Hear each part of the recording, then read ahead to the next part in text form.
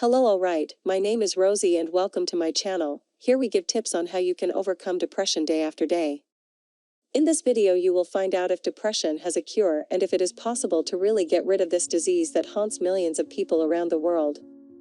I speak from personal experience because I suffered from depression for 15 years of my life to the point that it affected not only the personal but also the professional side. Today, thank God, I am a person completely recovered and well with life, and I felt the need to share my experience and other people who faced this disease. I know how much it hurts to feel this emptiness, this anguish, this feeling of looking at life with no meaning and no hope for tomorrow, so it's very important that you watch this video until the end.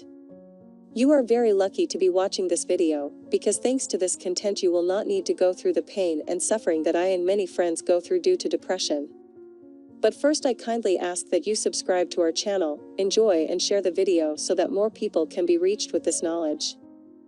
Is there a cure for depression? Can psychotherapy, medicine, self-help books or psychedelic substances cure someone's depression? I honestly don't think even the flu can cure it.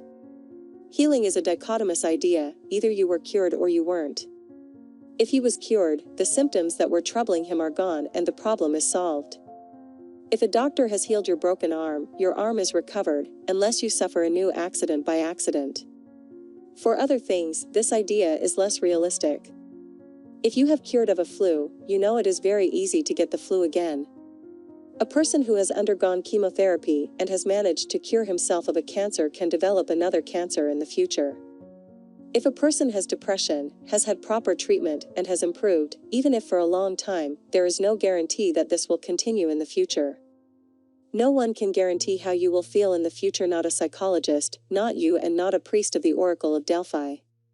More than that, those who have had a depressive episode have a high chance of living another episode in the future, and this increases even more if the person has had more than one depressive episode before. So, be wary of who promises healing for depression, since the person is acting ignorant, lying, or both. But let's talk about good things now. Let's talk about treatment. Depression has treatments and they work for a lot of people. They don't work equally well for everyone, just like any treatment in psychology or medicine. While treatment does not guarantee an ever wonderful life in the future, it can allow depression to disrupt a person's life much less. The hard part is getting a person with depression to adhere to a treatment, since the lack of energy, motivation, and hope makes it very difficult. If the person does not follow the professional guidelines, let's face it, we cannot wait for great miracles to happen. Treatments rely heavily on the person's engagement and, when well developed, can provide knowledge and stimulate skills that will ultimately protect the person's mind in the future. Determining the ideal treatment for a person requires conducting a comprehensive psychological assessment, but psychotherapy, psychiatric medications, physical activity, and other changes in the person's routine are examples of common referrals. After a treatment formally ends, the person should begin to monitor their emotions, lifelong thoughts and actions to catch signs of depressive symptoms that are coming back. I know, it doesn't sound that exciting, but in psychotherapy you can learn to monitor yourself more naturally and get used to it better, so this part might be less worse than it sounds.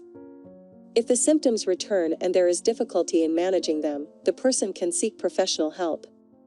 Maybe talking like this about healing might sound a little disheartening, but you know why some people give up looking for professional help? Because they searched once and were frustrated to find that things in psychology are much more complicated. It is much harder for someone to get better from depression without a great deal of effort and professional help. And even when one spends years feeling better, depression can come back. Those who have lived through depression and see no sense in thinking that they have been cured of something that can come back at any time may be more cautious in perceiving the resurgence of depressive symptoms and dealing with them better. Treatments for psychological conditions can radically improve people's lives by giving them back feelings of autonomy and happiness that were already shaken for a long time by things like depression, and allowing them to live their normal lives.